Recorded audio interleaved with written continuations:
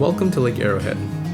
We had the pleasure of staying at the Lake Arrowhead Resort and Spa right after our wedding, and given that the wedding took place nearby at Sky Park at Santa's Village, Lake Arrowhead naturally was our first stop on our post-wedding road trip.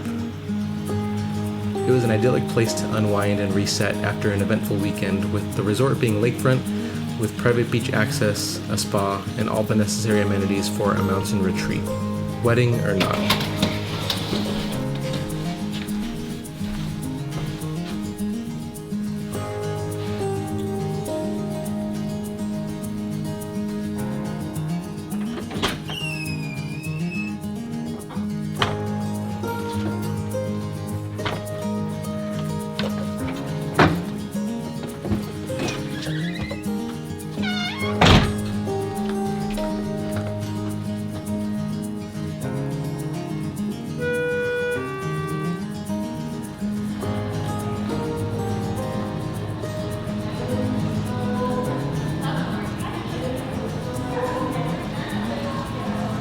We only stayed for 2 nights though because we had a lot of ground to cover before our next location. So, we packed every square inch of our Jeep with our various things, so many things as you can see, and began our great adventure.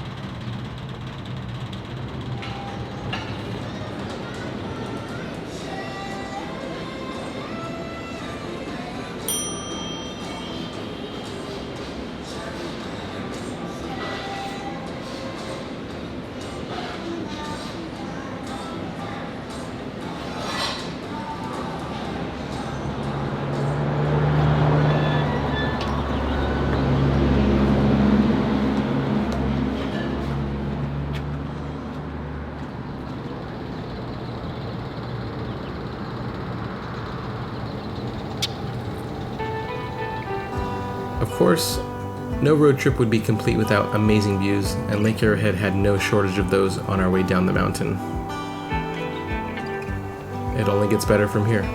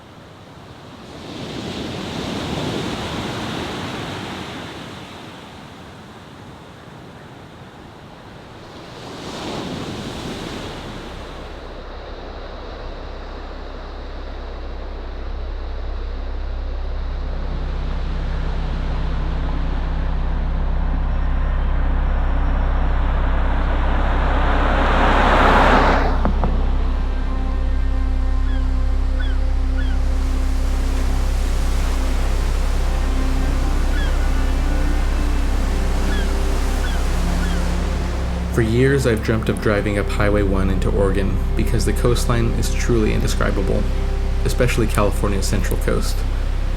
And Big Sur spares no expense.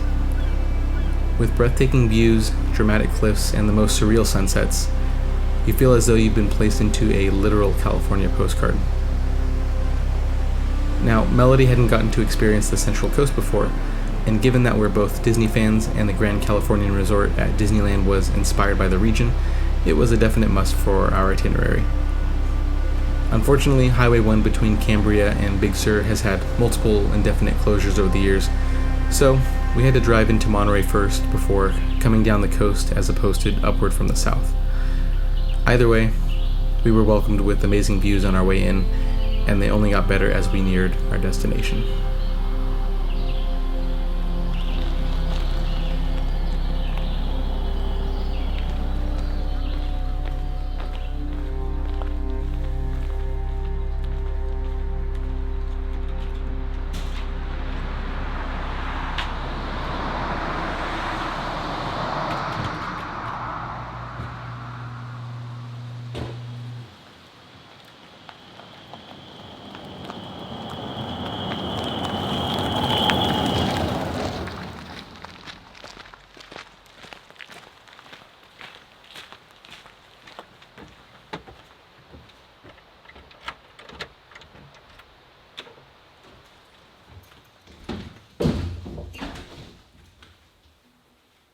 Wow.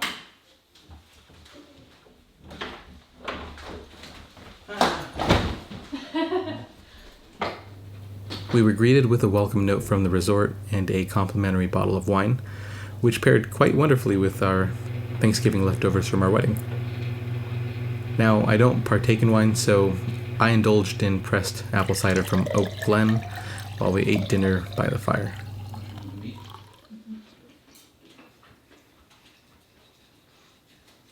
I mean, the meat is pretty tender.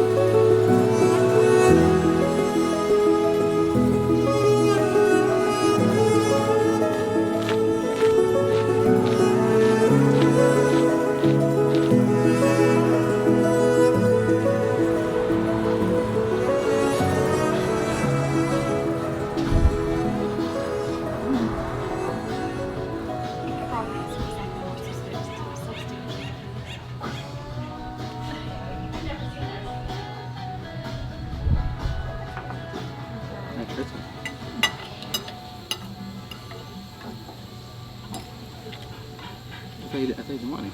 No, I said I can do a little bit, but I can't do a lot.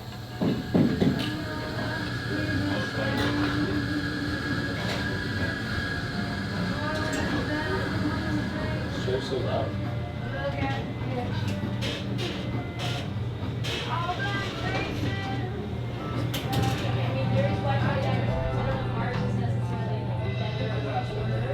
Yeah, check out the front desk. You can also, if you need to do a phone call, you can also use the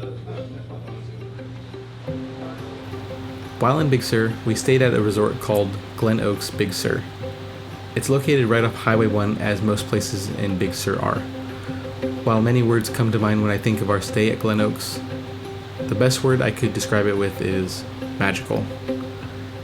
We were surrounded by redwoods, the Big Sur River flowed through the property, and there were plenty of trails to explore in and around the resort.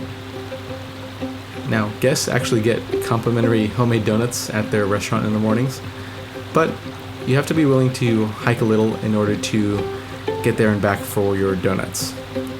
However, the views alone were worth it for our homemade pastries, and the hike and donuts were Melody approved.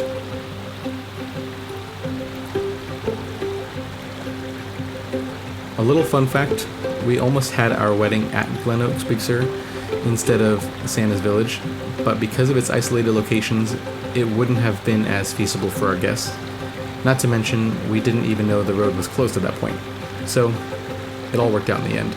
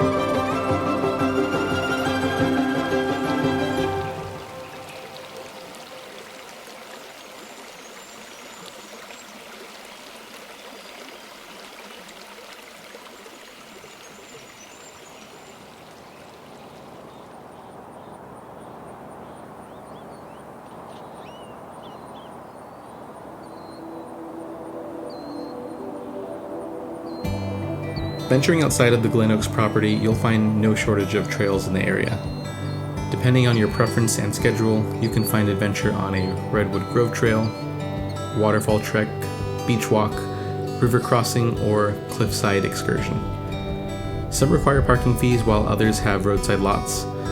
With our limited time and knowledge, we ended up choosing what turned out to be a rather scenic route to the beach and back before dinner plans later that evening.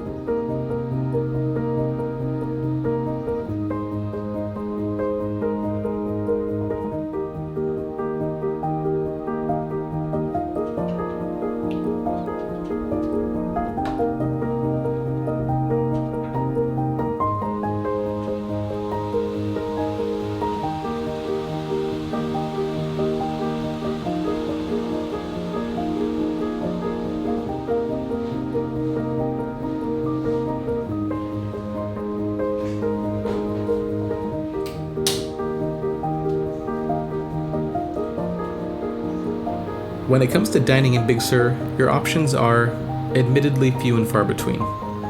While there are some casual places and cafes, if you want dinner, you'll likely end up in a restaurant at one of the nearby resorts, unless you want to drive south to Cambria, roads permitting, or north to Carmel. While many of them offer amazing views while you dine, those views don't come cheap. We had dinner at Sierra Mar at Post Ranch Inn, but we had no idea what to expect or that our menu would be prix-fille. We simply justified our bill by telling ourselves it was a once-in-a-honeymoon experience. Nevertheless, we got our first Big Sur sunset on our drive back, which made up for our rather expensive, yet delicious dinner selection.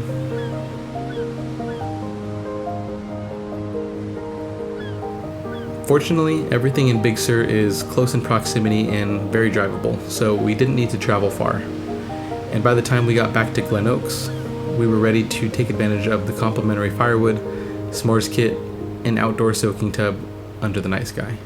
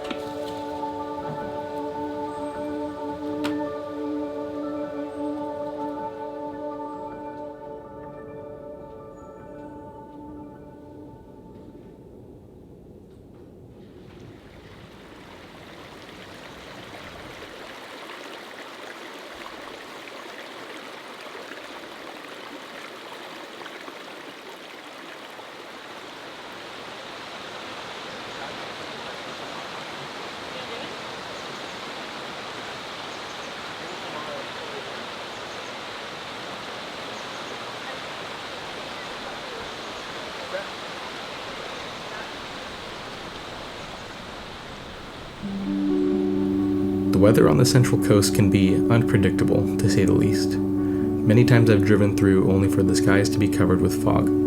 Fortunately, the sun was out in full effect for the day we wanted to drive to Monterey, giving us a great and unobstructed view of Bixby Bridge as we passed through. Good thing we got the video and pictures when we did, because the next day as we left Big Sur, it was completely covered in fog, which should have come as no surprise because when we drove back from Monterey that night, we couldn't see more than 15 feet in front of our car. We drove slow.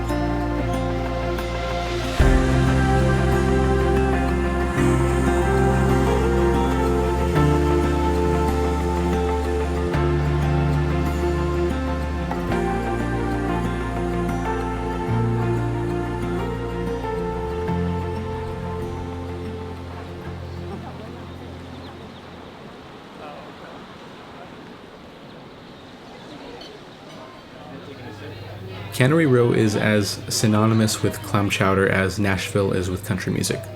So we got our bowls and got ready for our ghost tour around Monterey that would close out our evening before driving back to Big Sur through the fog to indulge in yet another evening of s'mores around the fire. And as for Josephine, she walks back and forth very melancholy on the second story. She is the most seen, felt, and heard apparition here at the restaurant. They fill her cold spots. Employees and patrons alike, they hear her footsteps and see her apparition.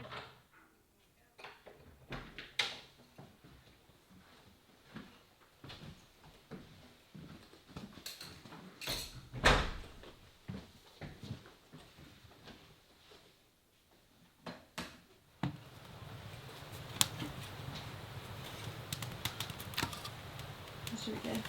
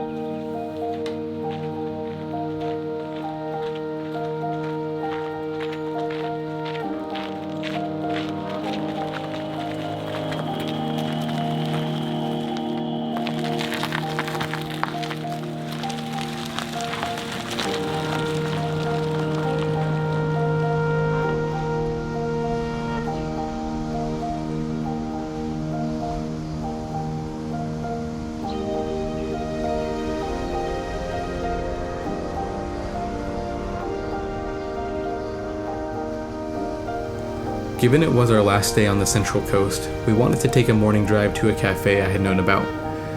Although the sunsets are most magical on the Central Coast, the morning light still made quite the impression while we drove along the cliffs.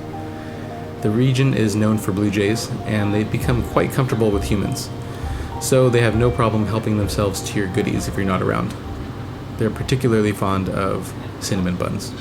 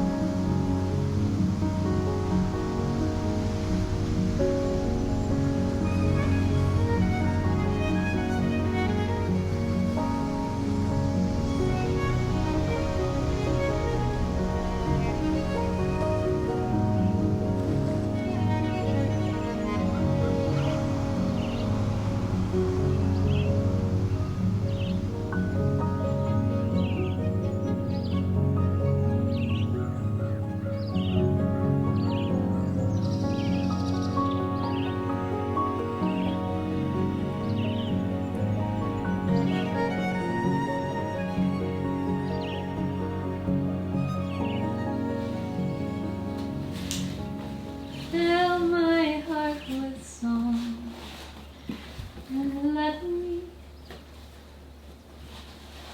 Oh, what happened to music?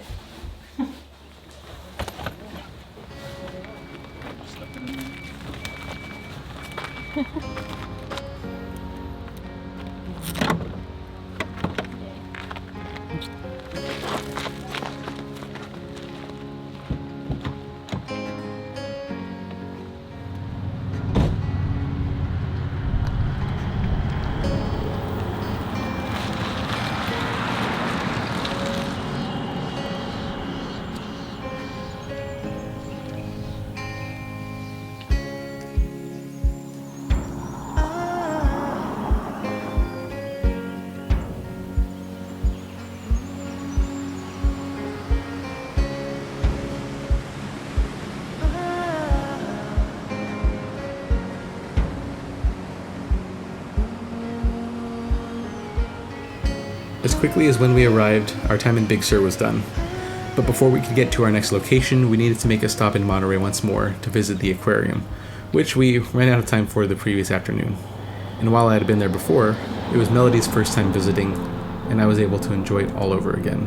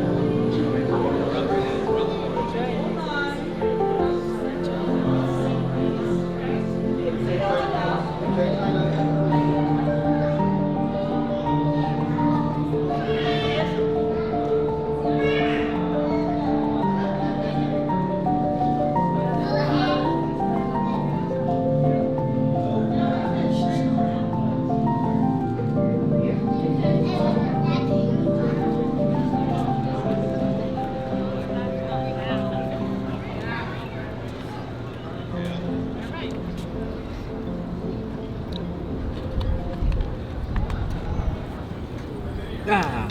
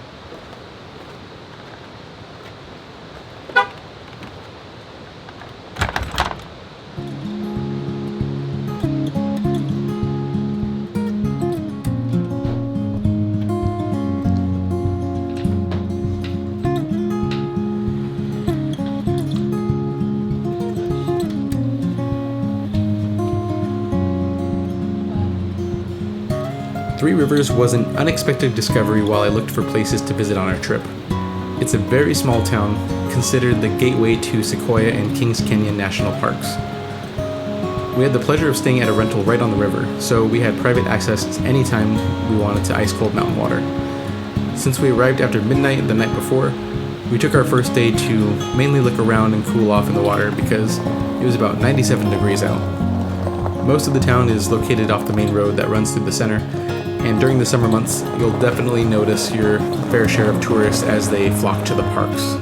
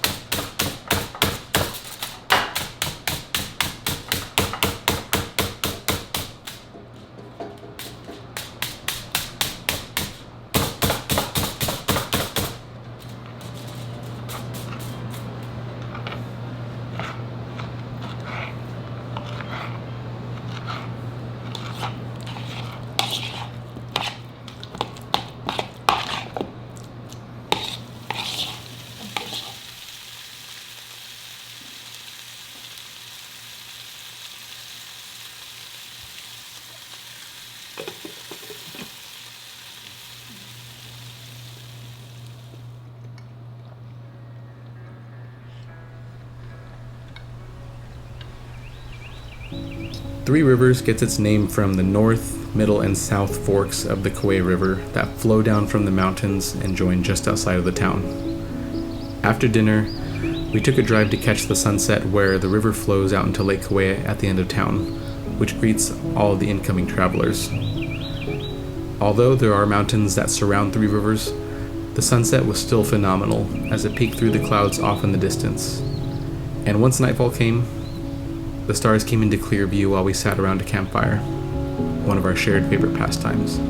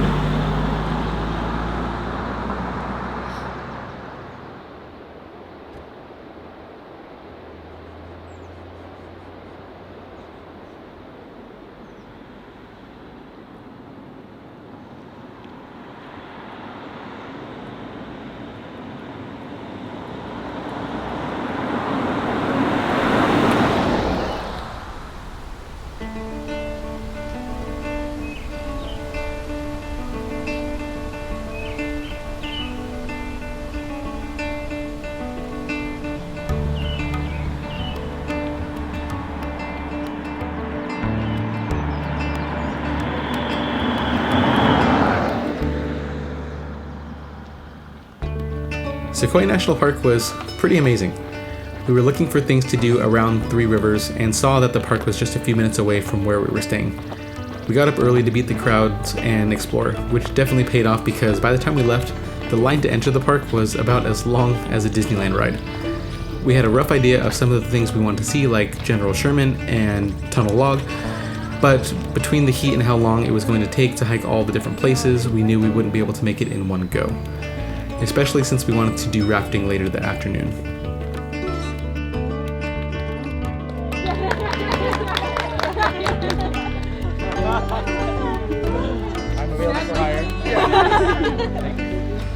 I'm not exaggerating when I say you could literally spend a whole week here exploring the vast amounts of trails and scenery in this park alone, not to mention Kings Canyon next door and Sequoia National Forest up the road. Unfortunately, our top of the list item was the Crystal Caves, but we didn't know a reservation was needed ahead of time, so we did have to miss it this time around. So now we know what to expect for our future visit when we inevitably return, and then we'll be ready to conquer it all.